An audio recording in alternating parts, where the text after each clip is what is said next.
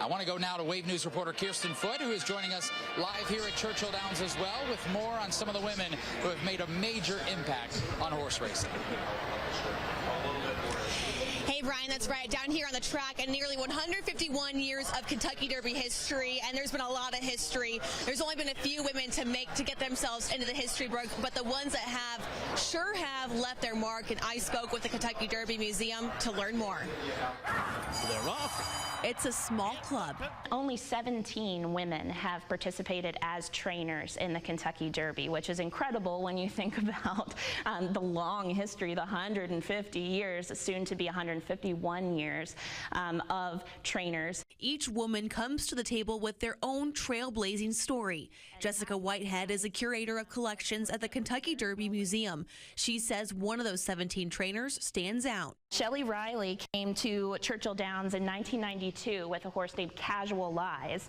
Casual Lies was considered a favorite leading up to the Run for the Roses, but ultimately finished second behind Lil E.T. Lil E.T. wins the Derby by 1. That is the highest finish in history for a female trainer in the Kentucky Derby. An amazing feat for a woman in a male-dominated industry. Casual Lies and Shelley Riley's legacy lives on through the artifacts kept at the Kentucky Derby Museum, like this button that fans wore ahead of the race.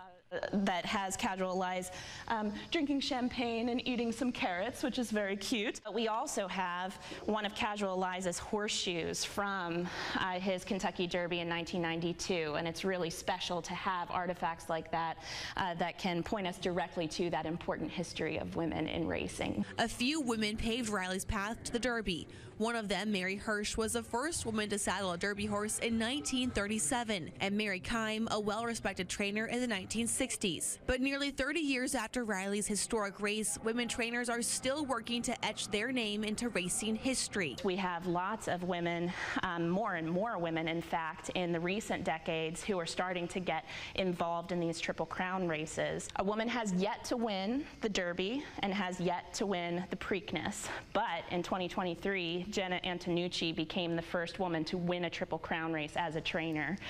She did that in the Belmont Stakes in 2023 with Arcangelo. With post positions set for this year's Oaks and Derby, a female trainer's name is absent.